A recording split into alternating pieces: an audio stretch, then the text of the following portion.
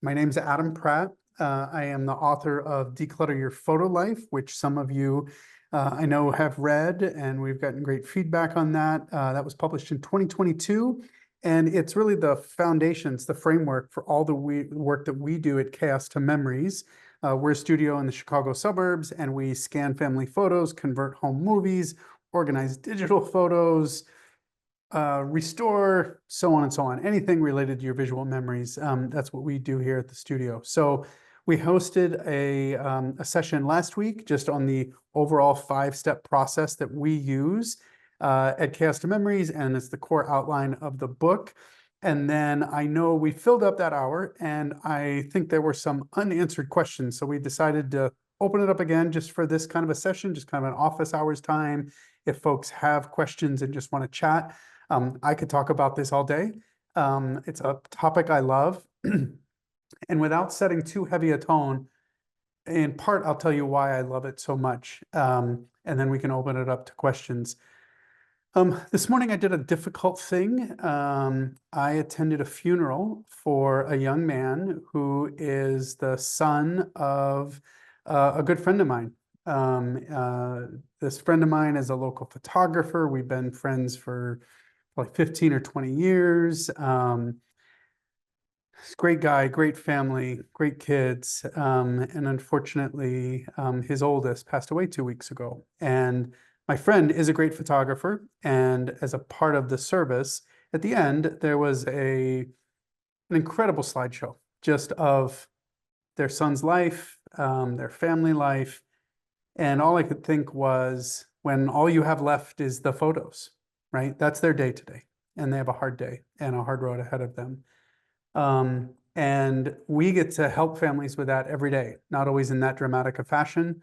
But we intersect their lives at happy times like retirements and babies and weddings, and also at difficult times like diagnoses and death and divorce and, you know, the harder moments of life. So that but just hit home for me today, reminded me the value of the work that we do, and maybe you're participating in, as well, in regarding family photos and family memories. So it's important stuff. And again, the reason I wrote the book was I feel like we've figured it out. Like, we've got a great process. We've got a great workflow that we use over and over again for every client. And I know it's an overwhelming process many times. And my hope was to save people kind of going down dead ends, and get through their project as quickly and joyfully as possible. So with that, I am curious, what do you guys want to talk about? I'm here for you. Questions? I have a question. Yeah, Charles. Yes, actually, it's a two-part question. I did attend your session last week. It was wonderful. I really appreciated it. It helped immensely. I immediately bought your book. I got the e-version, so I've already read it, and that has prompted a couple questions. Actually, It's one question, two parts. The first part is that you write in the book that when after you've gathered all your source material, and I've already started the process, and I'm doing what you suggested, and starting with digital media before all the negatives and printed material, that you should create subfolders that bear the media's perhaps labels or names, CD1, CD2, Google Takeout, and so forth. Yeah. And that actually helps the process further along. But then you also mention in the book that when you are importing that material into Lightroom Classic using the copy option, that you should use organize by date and select the particular date format. And I'm quoting from your book, because it organizes the files chronologically, but with only one level of subfolders. So my question is, does this mean you end up with only one subfolder in Lightroom Classic that contains all the imports? For example, in my case, maybe 50,000 photos, rather than subfolders that relate back to those media sources? Yep, great question. Super great question. So I'm going to open up one of my own sample catalogs, and I will show you if you follow the workflow that I recommend there, I'll show you a sample result. And this is not my total catalog by any stretch. It's actually what I call my staging catalog. It's just like my in-process stuff that hasn't gone into like the mothership. So let me go back and I'm going to share my screen real briefly. And Charles, can you confirm that you can see that? Yes, I can. Awesome. So if you follow the workflow that I described in that chapter, what I meant by like only one level was you'll have top level levels like 2023, 2024 each year. And then in that, then every day you took photos, you would, I'll show the grid view, that'll make more sense. Then you'll have like a date that where you took photos. So you'd have like the year and then the date level, and that would be it. And the reason I mentioned that I think that's valuable is because your source material can get crazy. Like I just was working on a project today for a client, like 130,000 digital files, and it's just nuts. It's like all over the place. And sometimes it's very simple, and sometimes it's really, really deeply nested. I think this is much more manageable and just easier to digest. Does that So help? they're not necessarily the names of the CDs or the hard drives or thumb drives. Nope. No, that's correct. I use those names on the gathering phase just so I can like make sense of it and digest it myself. But then I kind of like leave that behind. I've still got it for reference, which is nice because when I do the import, that's also why I specify do the copy option. So if I copy it all in and something doesn't make sense to me, I still have the originals gathered in those folders named, Google, Apple Photos, Thumb Drive One, stuff like that. So I've got both for reference. But once I get into Lightroom, I'm just going to rely on the digital dates to just start to make sense of it. Okay, the second part of the question. Yeah. That perfectly makes sense, and that answered my question. When I read the book and listened to your lecture, I was trying to put myself in your position where you are using all the gathered material, you're ingesting it, you are then creating a Lightroom Classic catalog of everything. Hmm. Now, in my case, I have those CDs and DVDs and thumb drives and hard drives, just like you describe in the book. But I also already have a Lightroom Classic catalog Hmm. that I've had for about 6 years. It has probably 50,000 or so photos in it from all sources, maybe 250 folders. I use collections. I have custom file naming conventions that I use at import. So my question is, how do I integrate my existing Lightroom Classic catalog into the system you describe in the book, because my concern is that I would potentially overwhelm the new catalog with thousands and thousands of duplicates from the gathered media, which was probably where I got the photos in the first place, Yeah. and also having the totally different workflow conventions. Does that make sense? And how Yeah. do, how do we approach that? Yeah, so let me ask you this. What you've got currently in Lightroom, are you happy with it?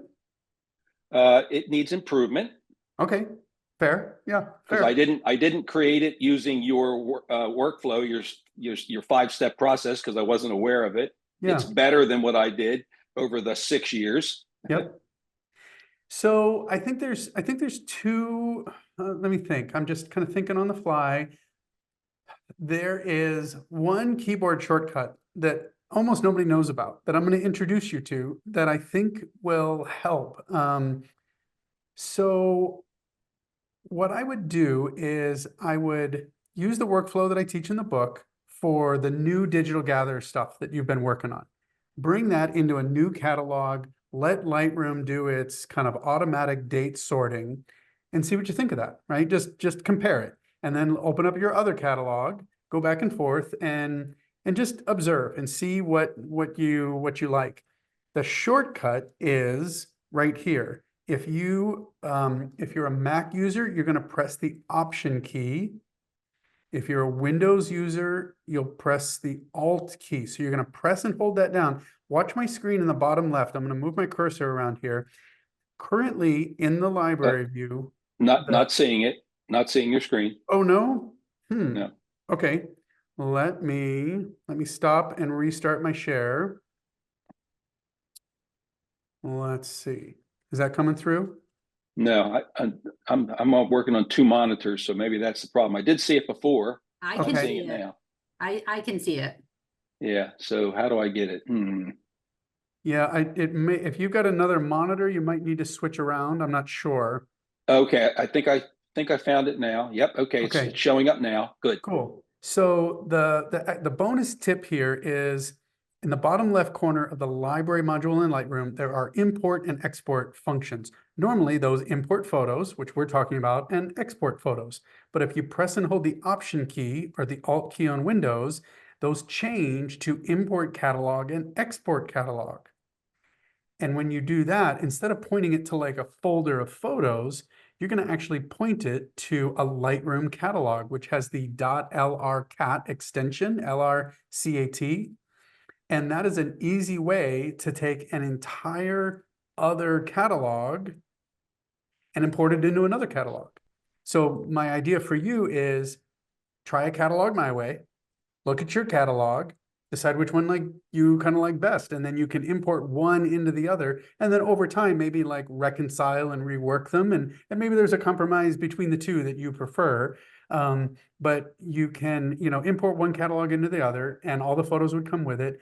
And in terms of, you mentioned overwhelming. I don't know if you were concerned that you would be overwhelmed or that Lightroom would be overwhelmed. Both Me. are me. Okay. I Yeah. was going to say both are possibilities, but I would say from the Lightroom side, I'm not sure how much photography you're dealing with, but I'm pretty confident Lightroom's going to be fine. Like we Yeah. regularly work on catalogs with hundreds of thousands, and I know photographers with millions, 4, 5, 6 million. So Lightroom will be able to handle whatever you throw at it as long So as your computer's got some so speed. was my assumption correct when you have clients that send you source material that rarely, if ever, they send you a fully populated Lightroom Classic catalog?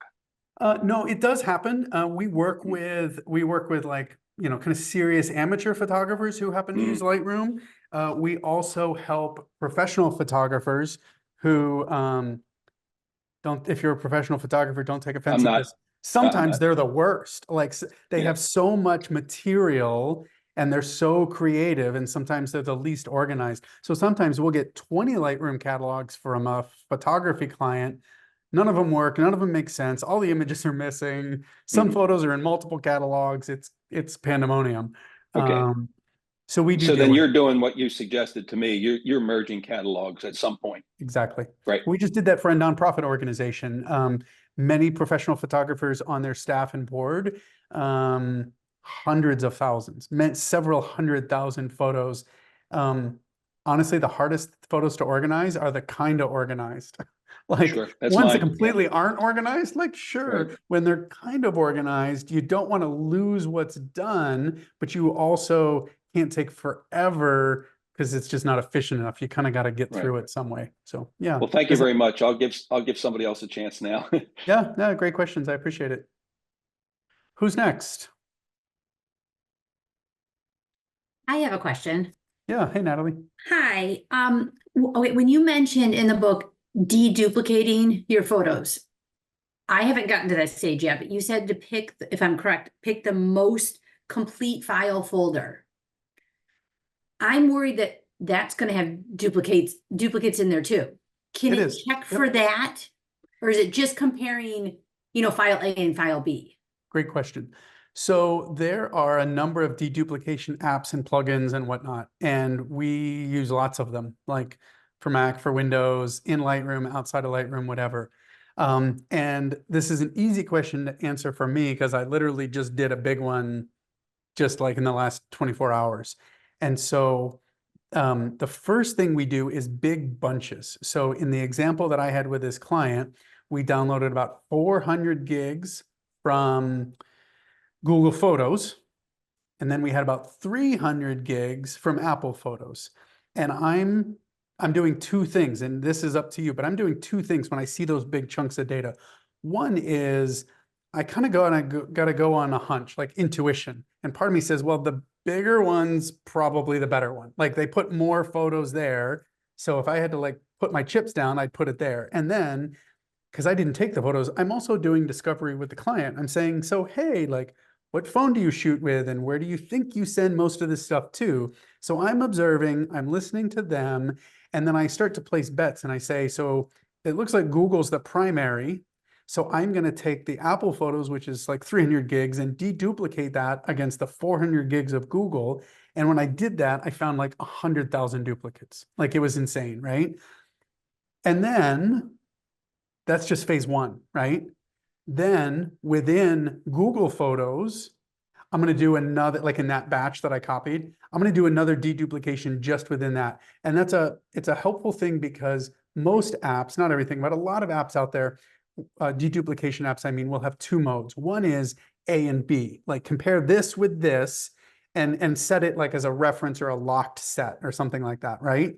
But then a lot of apps will also have like a solo mode, like a don't compare A and B, just look in this big mess of stuff and find out what's duplicate in here. So we will do both in that order. Oh, I can't hear you. I don't want to miss you. Sorry, I muted it because my kids.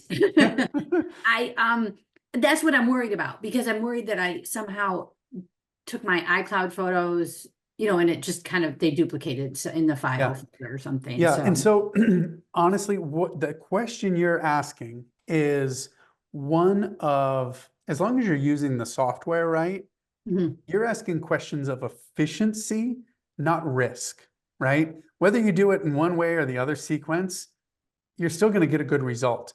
What I just told you will get you there the most efficient way. And that's always on our mind because we like our business and we want to be profitable. And we also like don't want to take advantage of our clients. Like, we want to get the work done as quickly and as cheaply as possible for them.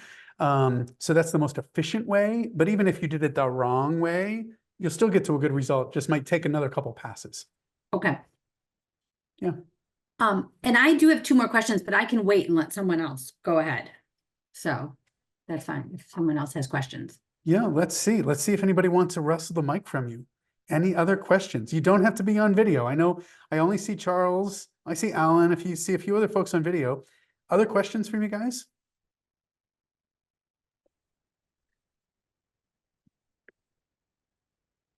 Adam, Alan here. Yeah, hey, Alan.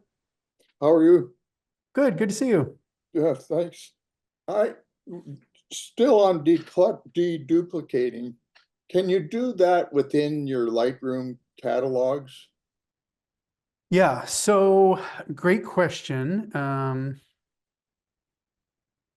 Let's see. I'm going to stop my screen share and I'm going to check one thing here. So there is a plugin that I recommend in the book. I actually don't know how to pronounce it. It's, I think, from a guy in Germany. It's some crazy long name that I would probably mispronounce. That's a free plugin. It works on Mac and Windows and runs inside of Lightroom.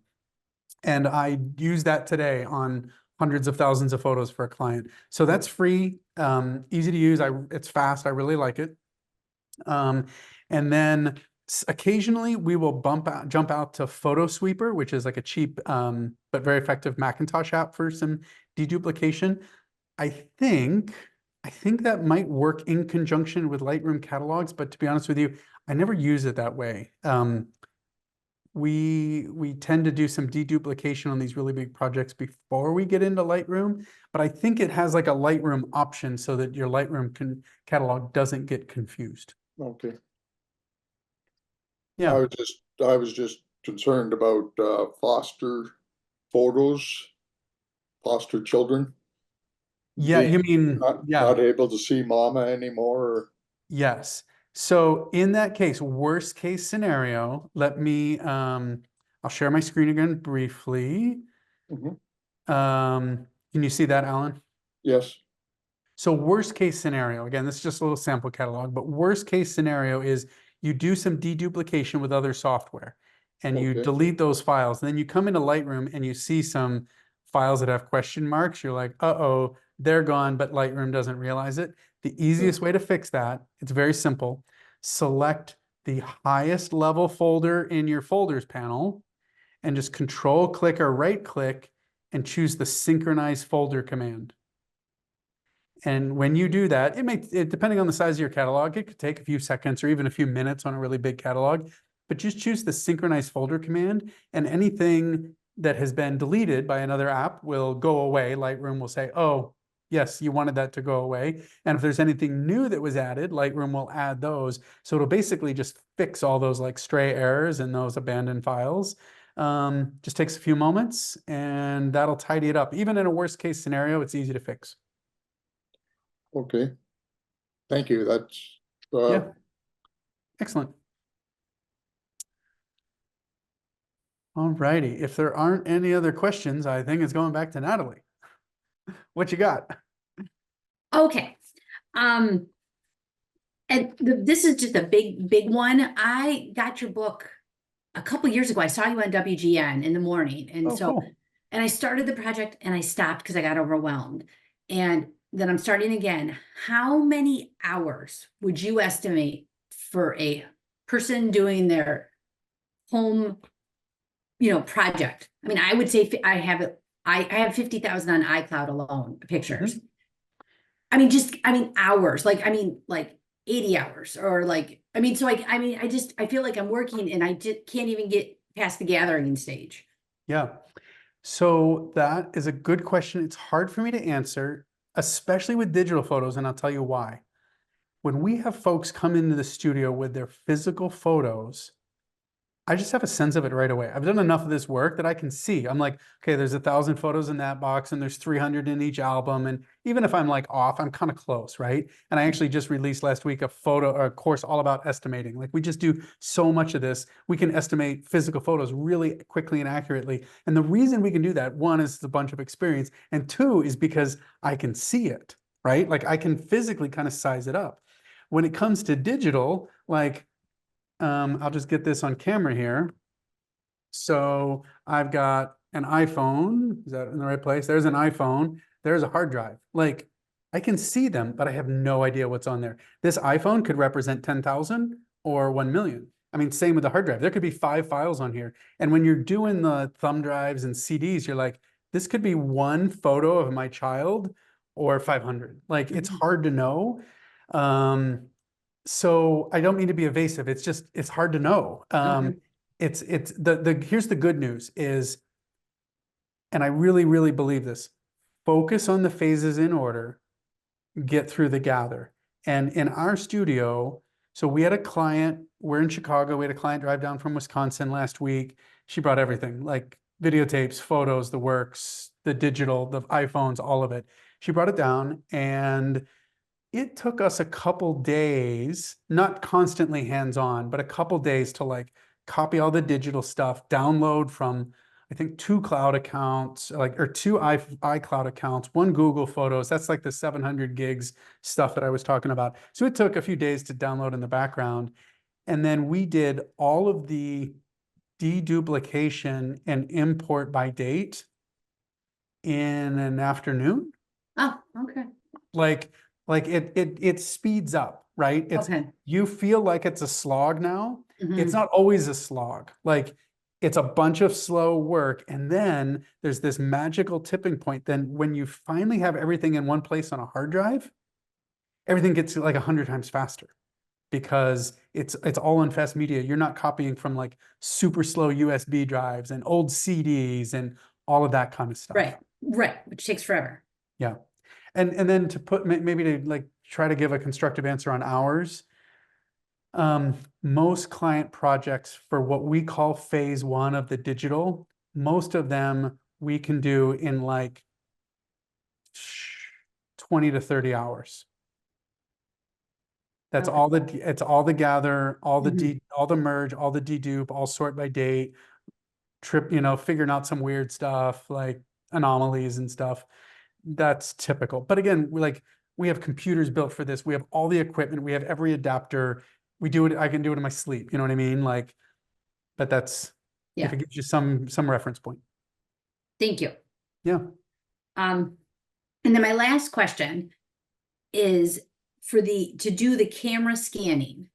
I have, like a digital SLR, whatever camera, and I have the macro lens. Sweet. Is there a way with that I could do a setup? I mean, I even looked on Pinterest and stuff with like the tripod, because I'd rather do that than try to scan them on my old, printer scanner thing. Yeah. Is there a way that I could set it up as a home user? Do you think that would work? Yeah. So without, like kind of like pulling the curtain back, that's how I started this business. I mean, we've got like 11 people on staff in a big studio in the Chicago suburbs, but I started this business from home. And I was doing this from home. So the good news, I don't know if you've checked out our site, but we actually have a ton of courses, and we have a camera scanning course dedicated to that topic. All the equipment you need, how to set it up, how to control the light, the whole workflow and everything. So if it's something you want to tackle, I would visit the website, get the free gear guide to start, just so that you know that you either have the right equipment or can afford the right equipment before you like go down the education route. But I think it's totally something that could be done at home. Okay. Yeah. Okay. I'll let you, I'm gonna pull up.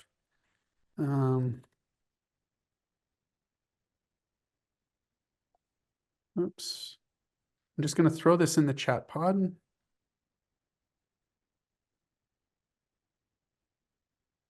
There's a link to kind of the camera scanning course page, and you can download our free camera scanning gear guide there. Prices on this stuff change all the time, so some of the prices are out of date, but you can kind of size it up and see what you're in for depending on the formats you've got. And I think that'd be where I would start. Okay. Thank you. Yeah, of course. Okay, Adam, another question. Yeah.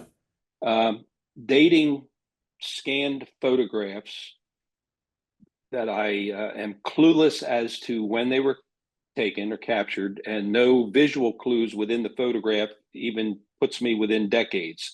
What folder should I put those in? Yeah. So my first question would be, do you have the original photos? Do you have access to them? Yes, in most cases. Yeah. So I think I heard you say that you're not confident you can even get to like an approximate decade. Is that right? Yeah, in some cases, yes. Yeah. So the pattern that not everybody realizes, let me think about this. I'm gonna stop screen sharing. I'm gonna see if I can find something here real quick. Okay,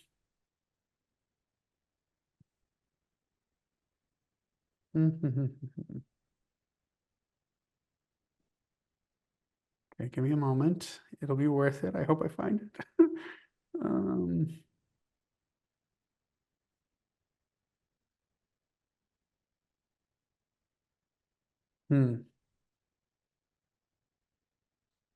Hang tight. I think I'm getting warmer. Shucks. I'm not finding it at the moment. So I will, instead of showing it, I will explain it. At the highest level, not everybody realizes this pattern, but through the years of photography, the earliest negatives were very large. They were either glass or metal, and they were like the size of what we would call now like a piece of letter paper. They were like 8 by 10, pretty large. And then through the decades, those negatives went down to like medium format, 4 by 5, then 2 1/4, then 2" and 35 millimeter, and so on and so on. So the point that I'm making is through time, two things happened inversely. Negatives got smaller and prints got bigger. The old prints, like old prints of our grandparents and great grandparents, some of them are barely bigger than postage stamps. Like they're pretty little.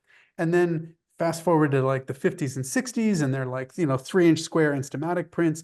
Fast forward to the 80s, they're 4 by 6s. Fast forward to the 90s, and we were buying jumbo prints, right, from the drugstore. So I used that as a rough tool to help me understand, like, what era is this from? That helps me at least get to a decade, probably. And then to finally get back to your question, I'm very particular. I want to be as accurate as possible, but with the caveat, and we use this phrase all the time in the studio, we don't want to ascribe any false specificity, right? We don't want to say that's a person, but we're not sure. That's a place, but we're not sure. Or that's a date and we're not sure. So when we're not sure, we can almost always get at least the decade, and we'll put the unknown photos in a folder called like 1940s unknown. And at least in the big picture, they'll sort kind of correctly, right?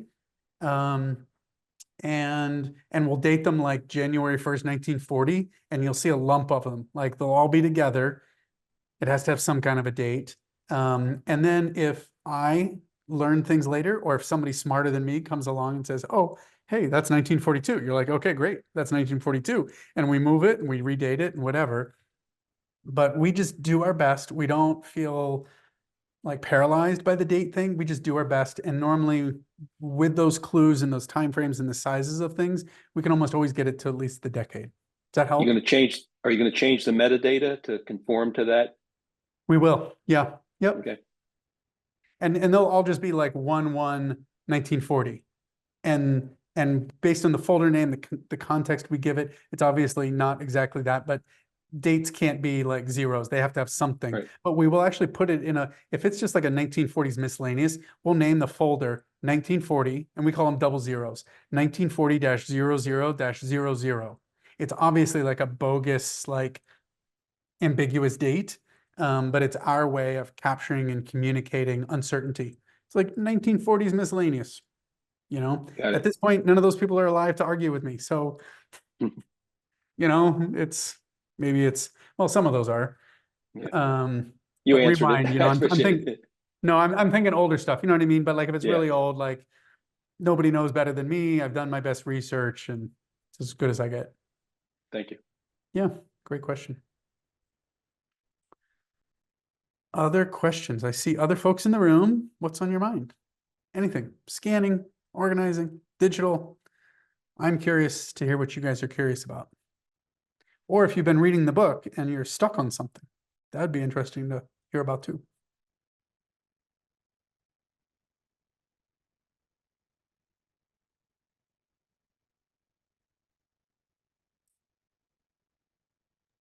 I'm gonna Well, do. I guess Yeah, please.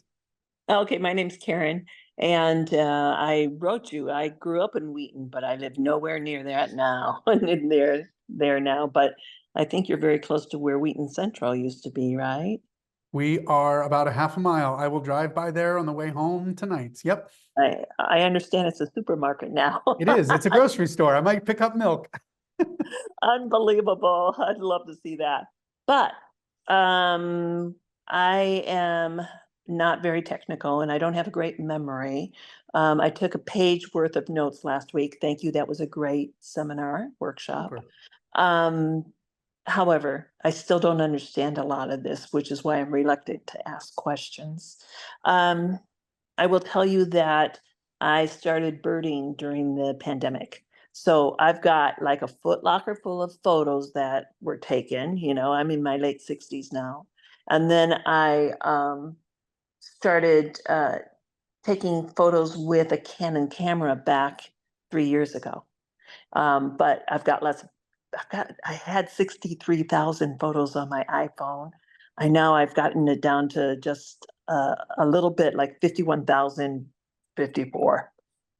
So I've gotten rid of 12,000 photos in the last 3 months, which is great. But I've got just photos all over the place, and it seems overwhelming. I don't have Lightroom. I don't have Photoshop. It sounds like you would suggest Lightroom. I called Apple last week to ask them a question, and I said, I know I need to put these in date order. And he said, no, you don't need to put them in date order. But I know I need to put them in date order.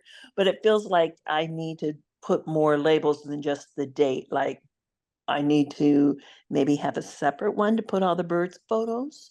I've got the iPhone, I've got a MacBook, and I've got a desktop that I started putting the bird photos on, but I overwhelmed them. I overwhelmed the PC, so now I'm putting them on the Mac. Yeah. I don't know where to start. Yeah. So I would, without sounding cheesy, I would start with the gather. So that's the first phase of the workflow. And I say this all the time, but There's just no shortcutting the process, because if you, for example, if you work on a little bit of photos from one source and a little bit of photos from another source, you're gonna like do that forever. You're gonna not have much sense of progress, and you're gonna stay overwhelmed, frankly. Okay. The process of getting everything in one place. If you have stuff from multiple cameras, multiple cards, phones, clouds, all of that stuff, it's hard to, like, I'm trying to think of an analogy. Maybe this is goofy, but like, what if I asked you to like fold the laundry, but every piece of laundry was in a different room? You'd be like, that's unnecessarily difficult. Like, folding Yes. laundry is already not fun, but now you're making it worse. So nobody folds laundry all over the house. They gather it in one place, they do the thing, right? Um, Photos, I think, are similar to that, where it's just an easier, more efficient process, less overwhelming, less tedious when you've got it all in one place. And then you can do the sorting and whatnot. And I don't know what the person at Apple had in mind, but I would say one way I would answer your question about sorting it by date is, on one hand, you don't have to do it. That's the cool thing, is software will do it for you. I think it's a good end result because it always makes sense, but you don't have to do it manually, photo by photo. Software will do the sorting for you, if that Oh, is better. okay. Gotcha. Yeah. So Adam, that brings up a question then, when you were saying gathering everything together. Yeah. I've got a huge number of photos that I've taken by, the old cameras in the 70s and 80s, etc. Yep. So should I scan those? I did buy a scanner like 3 months ago, a copier scanner, HP product. Yeah. And I've never used it for photos, but I could certainly do that. That might be what I need to start with, is getting all of because I've got boxes and boxes of photos. Yeah. So big picture, two things that I would recommend. One is, if you don't really care one or the other, and you've got digital and physical photos, I would suggest, as Charles mentioned, I would suggest starting with the digital photos, because arguably they're more at risk. Your physical photos has been hanging around for decades. They'll probably make it another year, right? The digital Okay. photos are actually easier to lose, either because of technical failure or human mistake or whatever. So I would start with digital, if it doesn't matter to you. And then when you get eventually to the physical, I would, in the friendliest way possible, encourage you to not scan them on your like HP multifunction office device, for two Okay. reasons. One is the quality is not going to be very good. Those Oh, scanners are made for like scanning your tax forms and stuff. yeah, Like, right. they're not going to be great at photographs. And even if they were awesome, my prediction would be you'd give up really fast because they're super slow. Like, Oh, yeah. you'll do it for an afternoon and you're like, yeah, I need a new hobby. Like, I'm not doing this. I'm not, like, it's just painfully slow. And I'll tell you a Right. true story that like is kind of sad, but it's just the reality of what we deal with. A while back, I had an elderly woman. She was in her mid 80s, and she called and asked for help with a project. And I gave her an estimate, and she said, okay, that's way too expensive. I can't afford that. I'm like, okay, that's, it is what it is. And I just kindly, I said, so what else, like, what are you going to do? And she's like, well, I'm going to keep going back to the library where she was scanning this stuff. And I said, so how many are you getting done? Like, how is it going? And she's like, I go for like about an hour at a time, and I scan about 20 photos an hour. And I was like, Oh, wow, that is slow. okay, like, but that's what she was up against. And a lot of people have a lot of photos. And without good equipment, it can just, I tell people we could do in days or weeks what it would take most people months or years to do. And if you want to do it, I'm not going to take it away from you, like, knock yourself out. And that's why some of you guys are here. Um, but scanning can be slow. And if you do it, I would want you to do it on better equipment than your like HP copy fax unit. Thank you. That's good to Yeah. know. Yeah, no, I'm not techie, so I guess that's not something I'll do. Yeah, well, But we did have Karen, it reminds me of another client. She's not on here, but Pam was on the session last week. I remember Pam, she was a local client here around Chicago. She had just retired, very smart woman, decades as a college professor, super, super smart. And she was going to tackle this project in her retirement. And she was comfortable with technology. She bought a scanner. She scanned one photo, put it back in the box. And she was like, this is not how I'm going to spend my retirement. You do it, right? And again, some of you are here because you're loving it. And I'm here because I love it, right? But it's not everybody's idea of a good time. So you have to decide. Okay, thank you for your help. I appreciate that. Yeah, you bet. Good. Well, Karen, you said you were a little overwhelmed and hesitant to ask, but I'm glad you did. Who else is out there lurking silently with curious questions about their project? Hey, Adam. Yeah, I've got Photoshop. I mean, I got Adobe Photoshop and Elements 15, but I finished reading your book and I just read a review in PC Mag about Lightroom Classic. Should I just scrap everything I've done in Adobe Photoshop and Elements 15 and go right to Lightroom Classic? Yeah, so that would be my recommendation. When you say scrap, have you already done some organizing in the Photoshop Elements organizer?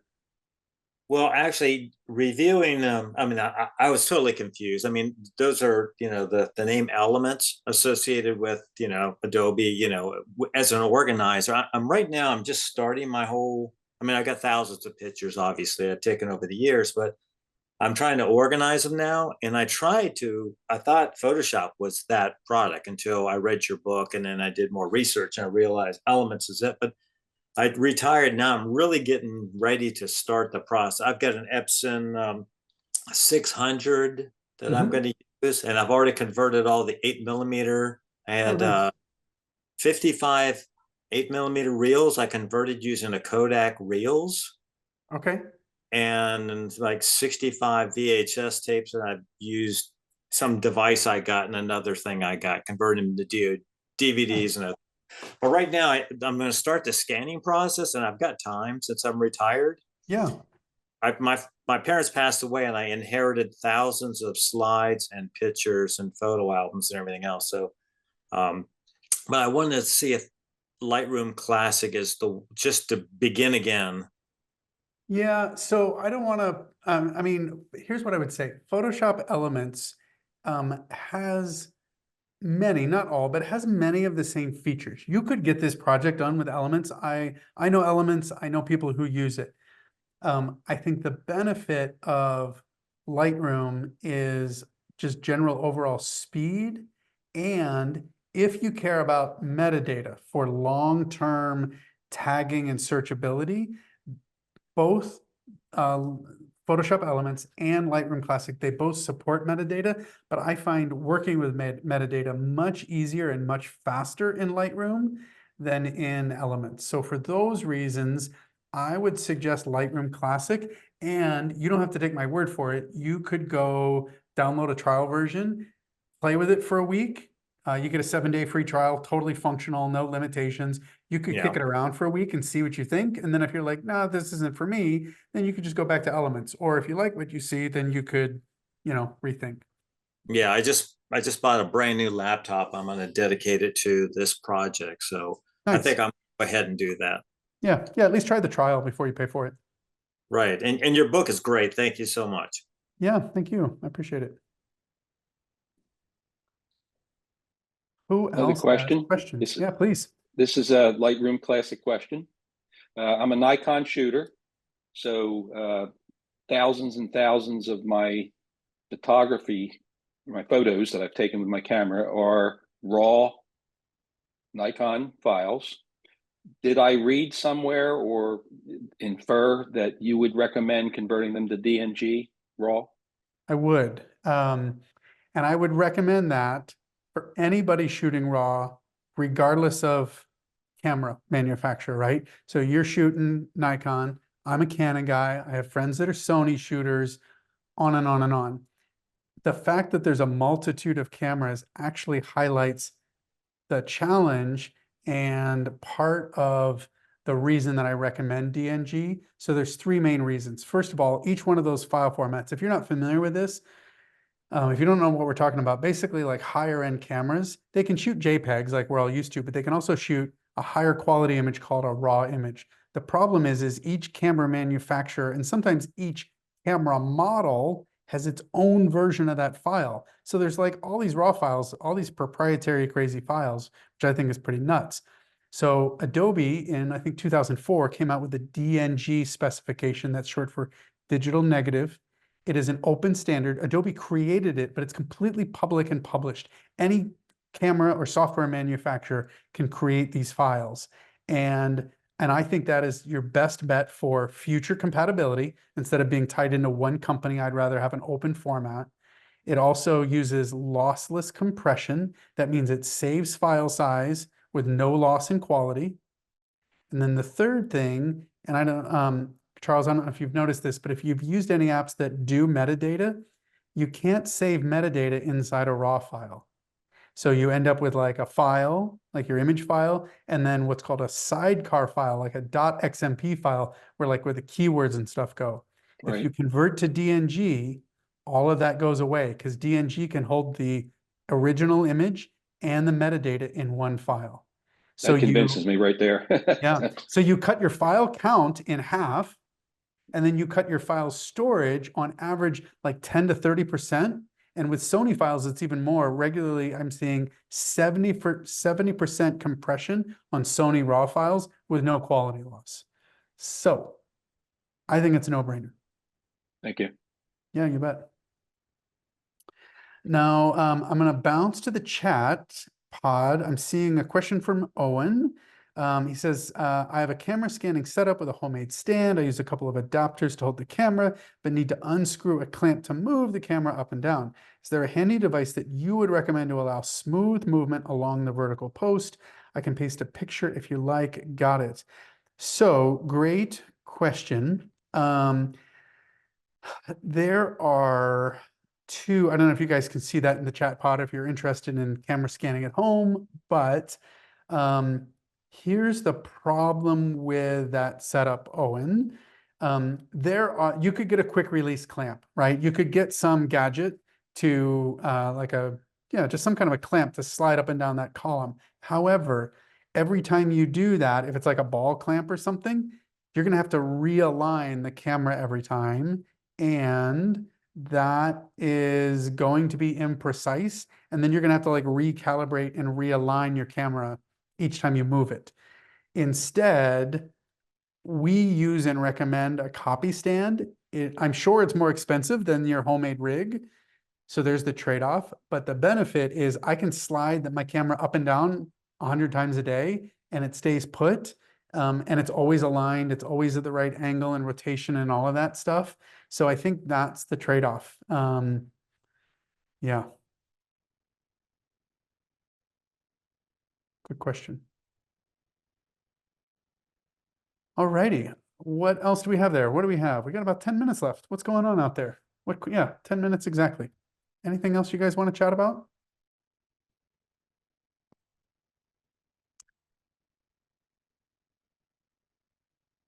Yeah, Owen was responding, thanks for the comment. Mine is good for negatives, but I have lots of different sizes for prints. So the movement does matter for that. Otherwise, you'd risk getting a keystone effect, right?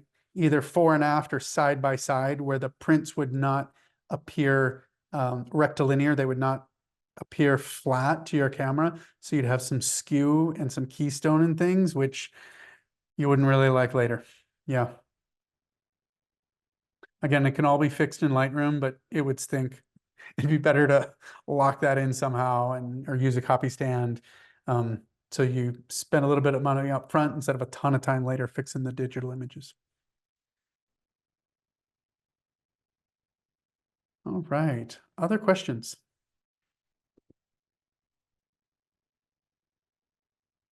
Let me throw this out. I'll share my screen briefly. Some folks, somebody asked last week on last week's session a couple times about curation strategies. And she asked a couple times, and I don't think she liked my answer. I don't think I had enough time to like say everything I wish I could about it, but there's good news. I forgot that Rocky Nook, my publisher, for the Declutter Your Photo Life book, actually released this chapter about curation on their website. And it is, of the whole book, it's probably my favorite chapter because I think it gets to the heart of it. And I'm going to post this link. This is free online. This is just like the chapter turned into a long web page with a bunch of examples and tips and process. So this is what you're looking for. I will stop the screen share. By the way, see these mountains? I'm going to be there very soon. I can't wait. I will be running the John Muir Trail out in Yosemite National Park and Kings Canyon here in the US. We will be going very far and very high up in the mountains, and I can't wait. And actually, there's another photo here from that same place. Was it Clear Meadow? Yeah, I'll be passing through this river as well. It's fantastic. Anyway, I'll stop the screen share, and in the chat pod, I'm going to put the link to that. It's a free webpage on the Rocky Nook site. The reason I like this chapter so much is I like the technical stuff. I like making things efficient, but the heart of the work we do is really about decluttering, and it's about simplifying. It's not about scanning everything you've ever shot. It's about having your best photos and your best memories searchable. And a part of that is curating, whether that's digital or physical. In a funny way, I feel like we do our best work when we deliver less to our clients, right? I'm not trying to shortchange them on anything, but if they bring to us, let's think about a digital archive. They bring us their digital photos, and their child just went to prom, and they took 80 photos. They don't need 80 photos. If they have like 4 good ones, one with mom and dad, one with the buddies, one with their date, like whatever it is, like that's a good memory. And they probably don't need all 80. And so I think it's worth taking the time to curate out the stuff that matters. One of the phrases I use in that chapter is, I say, save the best and delete the rest. That's upside down from how most people do it. Most people assume all my photos are awesome and I'm just going to delete the bad ones. And maybe that's true, but I don't think it's true for most of us. Most of us have a bunch of so-so photos.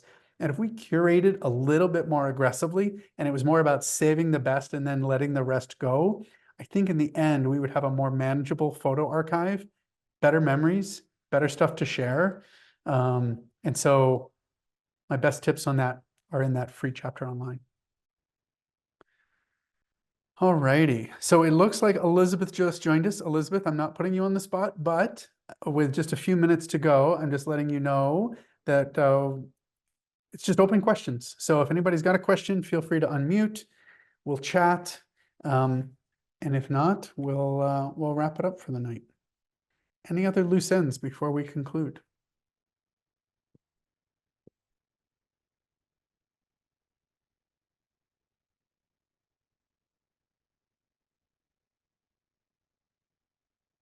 Julie says the article looks interesting. Thank you. You are absolutely welcome. I actually just browsed through the article, the chapter online, and as a creative person and as a writer, I am consistently my worst critic, and nothing's ever good enough, and I always wish it was better. And I read through that chapter, and I was like, dang, this is pretty good. I'm really proud of this. This was a gem. So I hope you guys can enjoy that.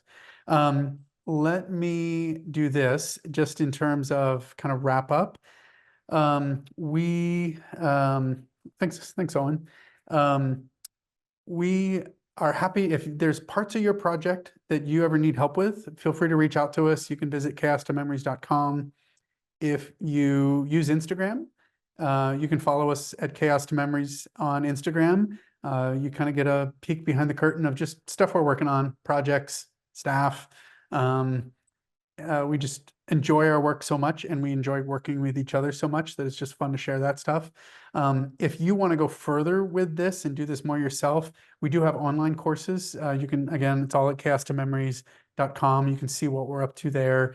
And if there's anything else that we can help with, feel free to reach out. You can give us a call at the studio. We're in Chicago on Central Time, or you can visit the website. We got a contact form there.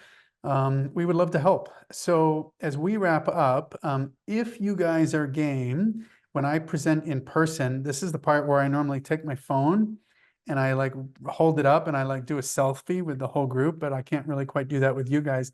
if you're willing to come on camera even for a moment, I'd love to take a screenshot and remember the occasion. A couple of you guys are on. If you want to come on and wave and say hello, we can do that. I'll give you guys a minute to think about it. But as we do, hey, look at all these friendly faces. How about it? As we wait a minute to do that, I'll just shout out again. Any other last minute questions that I could help with?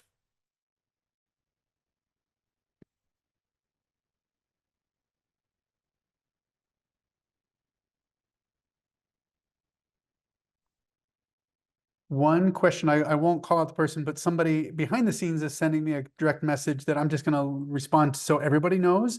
Somebody who lives outside of the US was thinking about working with us on a project, and that person just asked, like, how do we get connected and engaged?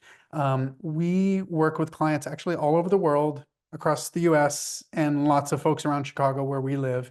And if you are interested in working with us on any part of your project, just send us a contact form, just a little email through our contact form on chaos2memories.com. We could follow up on phone or email, answer any questions you've got, talk about your project, and then we can coordinate shipping as well. We've got best practices. We ship constantly all around, so we can do that as safely as possible and help out if you think it's a good fit. So, alrighty. So, we've still got some folks that didn't want to come on camera. That's okay, no pressure. But if you're on camera, wave to me and I'll give me a smile and I'll do a quick screenshot from my memory here. Thanks for joining. Again, if you've got any questions, feel free to reach out. But with that, we will wrap up and hopefully we will cross paths again. So thanks so much and have a great night. See ya.